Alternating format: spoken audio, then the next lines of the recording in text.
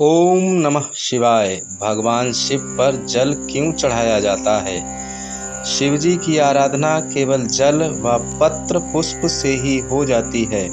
भगवान भोलेनाथ केवल जल और बेल पत्र से ही प्रसन्न हो जाते हैं और अपने भक्तों की मनचाही इच्छा पूरी कर देते हैं। ऐसे में सवाल उठता है कि आखिर क्यों भगवान शिव पर जल धारा से अभिषेक करने पर वे प्रसन्न हो जाते हैं। तो आइए इसे एक कथा के माध्यम से समझते हैं। नमस्कार मित्रों, मैं आचार्य रामलखन आपका इस चैनल पर स्वागत करता हूं। ऐसे ही और वीडियो देखने के लिए चैनल को सब्सक्राइब और वीडियो को लाइक करें। एक बार की बात है, शिव जी के दर्शन के लिए दुर्वासा ऋषि अपने शिष्यों के साथ कैलाश जा रहे थे। मार्ग में उन्हें देवराज इंद्र मिले। इंद्र ने दुर्वासा ऋषि और उनके शिष्यों का भक्ति पूर्वक सम्मान किया और प्रणाम किया। तब दुर्वासा ने इंद्र को आशीर्वाद देकर भगवान विष्णु का पारिजात पुष्प प्रदान किया। इंद्रासन के गर्भ में चूर इंद्र ने उस पुष्प को तुच्छ वस्तु समझकर अपने ऐरावत हाथी के मस्तक पर सजा दिया। उस पुष्प के स्पर्श होते ही ऐरावत सहसा विष्णु भगवान के समान तेजस्वी हो गया। उसने इंद्र का परित्याग कर दिया और उस दिव्य पुष्प को कुचलते हुए वन की ओर चला गया। इंद्र द्वारा भगवान विष्णु के पुष्प का तिरस्कार होते देखकर दुर्वासा ऋषि के क्रोध की सीमा न रही। उन्होंने देवराज इंद्र को श्री अर्थात लक्ष्मी से हीन हो जाने का शाप दे दिया। दुर्वासा मुनि के शाप के फलस्वरूप लक्ष्मी उसी क्षण स्वर्गलोक को छोड़कर अदृश्य हो गईं। लक्ष्मी के चले जाने से इंद्र आदि देवता निर्बल और श्रीहीन हो गए। उनका वैभव लुप्त हो गया। इंद्र को बलहीन जानकर दैत्यों ने स्वर्ग पर आक्रमण कर दिया और देवगण को पराजित करके स्वर्ग पर अधिकार कर लिया। तब इंद्र, देवगुरु बृहस्पति और अन्य देवताओं के साथ ब्रह्मा जी ने इंद्र को आश्वस्त किया और उन्हें लेकर भगवान विष्णु की शरण में पहुँचे।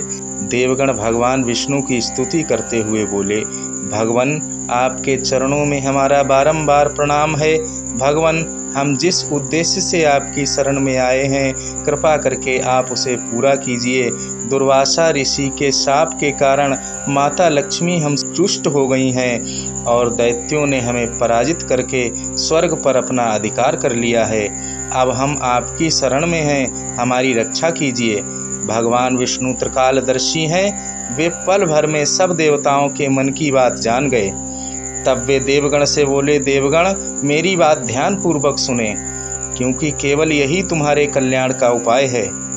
दैत्यों पर इस समय काल की विशेष कृपा है, इसलिए जब तक तुम्हारे उत्कर्ष और दैत्यों के पतन का समय नहीं आता, तब तक तुम उनसे मित्रता कर लो।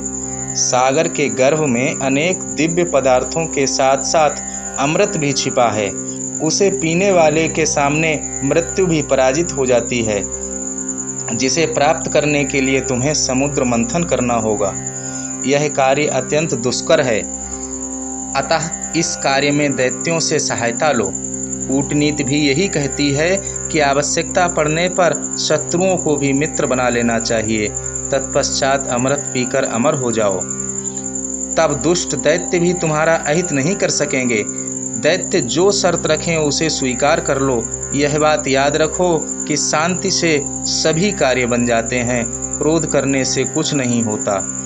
भगवान विष्णु के परामर्श के अनुसार इंद्रादि देवगण दैत्यराज बलि के पास संधि का प्रस्ताव लेकर गए और उन्हें अमृत के बारे में बताकर समुद्र मंथन के लिए तैयार कर लिया। इसी समय मेघ के समान गंभीर स्वर में आकाशवाणी हुई, देवताओं और दैत्यों, तुम क्षीर समुद्र का मंथन करो। इस कार्य में तुम्हारे बल की वृद्धि होगी, इसमें तनिक भी संदेह नहीं है।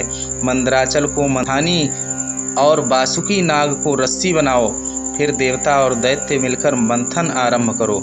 यह आकाशवाणी सुनकर सहस्त्रों दैत्य और देवता समुद्र मंथन के लिए उतावले होकर सुवर्ण के समान कांतिमान मंदराचल पर्वत के समीप गए। वह पर्वत सीधा, गोलाकार, बहुत मोटा और अत्यंत प्रकाशमान था। उस महान पर्वत को भगवान विष्णु ने गरुड़ की पीठ पर रखकर समुद्र में स्थापित किया और स्वयं कच्छप अवतार धारण करके अपनी पीठ पर उस पर्वत को धारण किया। इस प्रकार मंदराचल को मथानी और वासुकी नाग को रस्सी बनाकर देवताओं और दैत्यों ने समुद्र का मंथन आरंभ किया। कच्छप रूपधारी भगवान की पीठ जन्म से ही कठोर थी और उस पर घूमने वाला पर्वत श्रेष्ठ मंदराचल भी वज्रसार की भांति दृढ़ था।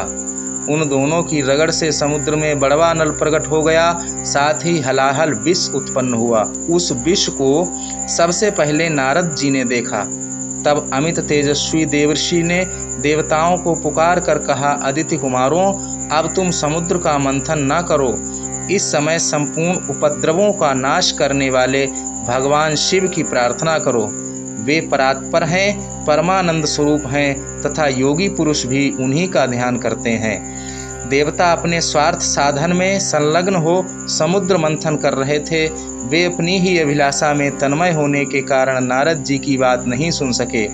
केवल उद्यम का भरोसा करके वे क्षीर सागर के मंथन में संलग्न थे।